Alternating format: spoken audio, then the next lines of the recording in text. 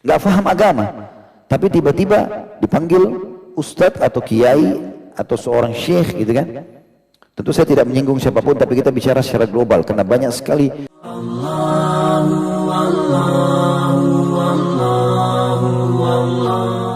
Tapi di situ Ibnu Qudamah sebutkan ulama su adalah ulama-ulama yang buruk, yang semestinya tidak layak mengambil ilmu dari mereka. Tentu di sini ada dua kategori sebenarnya ulama su itu ya.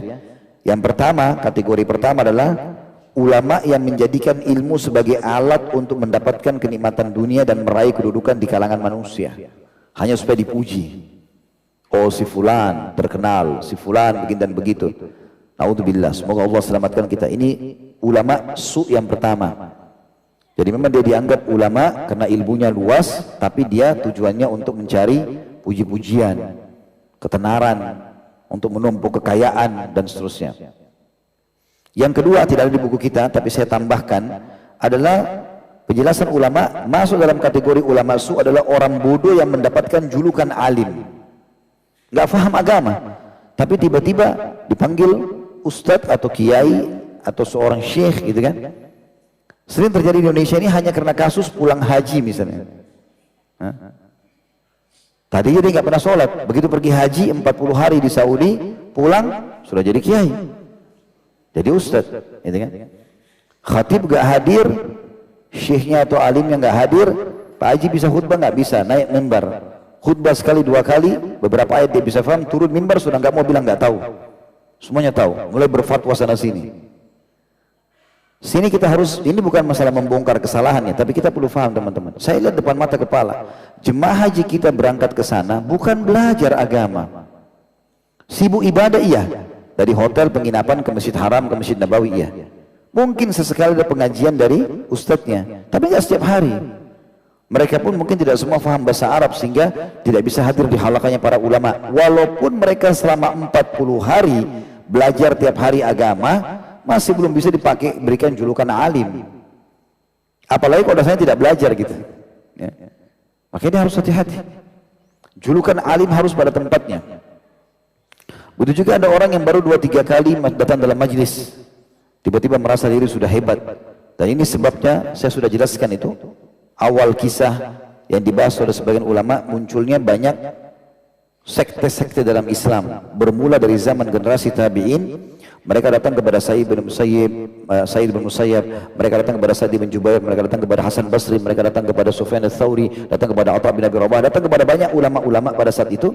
Mereka belajar tapi cuma duduk seminggu 2 minggu, pulang ke kampungnya lalu bilang, saya muridnya Hasan Basri, saya muridnya si fulan. Maka orang kampungnya tahu nama-nama ulama-ulama ini, dianggaplah dia juga seorang alim.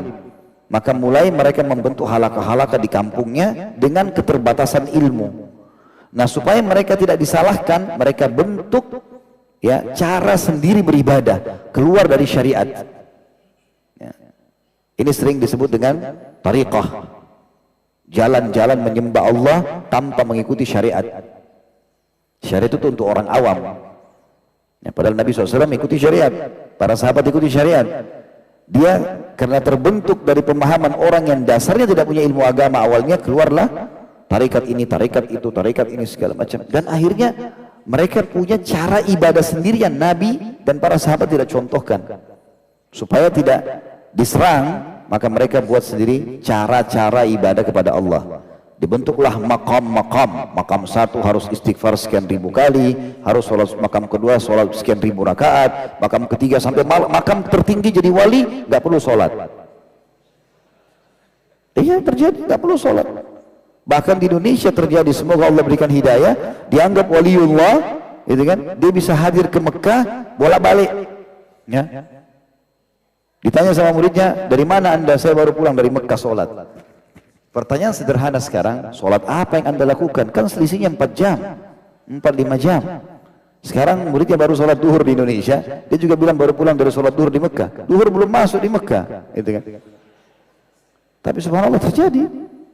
Saya pernah temuin orang begitu, ada orang saya temuin di sini datang, dia bilang ada guru saya hebat, karena waktu dia lagi haji, yang itu sempat tertumpah sambal di baju ihramnya di Arafah. Waktu dia pulang Indonesia, gurunya bilang, saya sempat hadir lihat kau di Arafah, padahal gurunya di Indonesia, nggak pergi haji. Saya lihat kau di Arafah tertumpah sambal kan di baju ihrammu. Lu kok guru tahu? Oh, iya, saya kan memang hebat itu. Ini banyak terjadi, penipuan. Lebih parah daripada itu, banyak di antara mereka, naudzubillah, istrinya, muridnya boleh ditiduri karena alasan berkah. Berkahnya waliullah. Sahabat aja nggak pernah buat begitu kepada Nabi SAW, siapa lebih mulia daripada Nabi. Dan ada cara pernikahan batil di zaman jahiliyah di Mekah. Itu pernikahan seperti itu. Jadi kalau ada seorang suami dia nikah sama satu laki-laki nikah sama seorang perempuan, lalu di Mekah itu kalau ada satu tokoh masyarakat orangnya tampan, kaya, pemberani, dia sengaja suruh istrinya tidur sama laki-laki itu supaya dapat bibit spermanya. Di pikiran dia supaya nanti anaknya istrinya ini akan seperti laki-laki itu. Dan mereka tidak mau nikah kalau sudah digauli sama laki-laki itu, si suami nggak akan gauli sampai kelihatan hamil. Kalau sudah hamil, dia punya tergantung dia mau gauli lagi atau tidak, gitu kan. Baru kemudian setelah itu anak yang lahir itu dinisbatkan kepada dia, padahal bukan anaknya. Itu banyak terjadi. Wa na'udzubillah, ya. Tentu saya tidak menyinggung siapapun, tapi kita bicara secara global karena banyak sekali keluhan dan masalah di masyarakat yang saya temui. Bahkan saya pernah temui orang di sini di kota Makassar datang kepada saya, dia cerita kalau dia sering bertemu Jibril.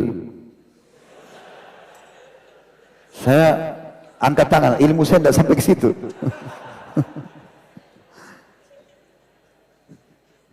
Ini luar biasa. Yang ketemu Jibril para nabi-nabi, dia bisa ketemu Jibril gitu. Para sahabat pun melihat Jibril AS dalam bentuk manusia, bukan poster malaikatnya. Pada saat terjadi perang Ahzab gitu kan, Nabi SAW disuruh untuk menyerang suku Quraidah, Jibril datang. Karena Nabi SAW sebutkan, apakah kalian lihat Dihya al-Kalbi? Dihya al-Kalbi seorang sahabat Nabi yang menggunakan kuda dan ada di pelana itu ada beludur biru, kain beludur biru. Kata mereka, iya ya Rasulullah, itu Jibril. Datanglah ke sana, kejar dia. Tapi dalam bentuk manusia, bukan melihat poster malaikat. Ini dia nyatakan lihat Jibril depan matanya. Ini luar biasa. Dan dia bilang sama saya gini, Ustaz, ada teman saya lebih hebat. Kenapa? Dia bilang, saya lagi duduk sama dia, terus tiba-tiba dia mengatakan, diam, itu Jibril lagi senyum sama saya. La haula wala quwata illa billah. Khurafat di atas khurafat semua. Maka itu contoh, banyak orang begini, ya. Semestinya ilmu syar'i yang benar justru makin melahirkan ketawaduan, merendah, makin merasa kurang. Kalau antum ikhlas dalam menuntut ilmu, ikhlas sekalian, semoga Allah ikhlaskan kita semua. Kita selalu makin kita belajar, kita makin merasa diri kita tidak tahu. Kata ulama itu tanda-tanda keikhlasan dalam menuntut ilmu, karena kita jadi haus terus mau belajar. Tapi kapan belajar sekali dua kali sudah merasa alim, ini waswas syaitan. Orang yang dapat gelar alim tapi dasarnya bodoh, banyak sekali itu ya. Mereka tidak tahu apa-apa. Kalau kita ngobrol sama dia, nggak ada background agamanya. Ya, saya berapa kali pernah masuk ke dalam satu masjid mendengarkan khutbah Jumat, saya nggak tahu ini orang dari mana ini, gitu loh. Asal ngomong saja gitu. Cerita juga aneh-aneh gitu, yang tidak pernah ada orang faham. Bicara tentang alam malakut, alam jabarut, sifat-sifatnya Allah Subhanahu wa taala. Yang Nabi sendiri gak rincikan masalah itu. Orang yang dengar bingung, apa ini orang ngomong apa gitu. Seperti ilmu yang baru gitu. Padahal sebenarnya Islam tidak seperti itu. Kata Nabi SAW, barang siapa menuntut ilmu untuk menyaingi para ulama, ini biasanya orang-orang yang memang bodoh, yang mengaku alim, dia hanya supaya tampil bersama dengan orang itu atau dengan ulama, atau mendebat orang-orang bodoh, atau memalingkan wajah manusia kepadanya untuk mencari ketenaran, maka dia di neraka.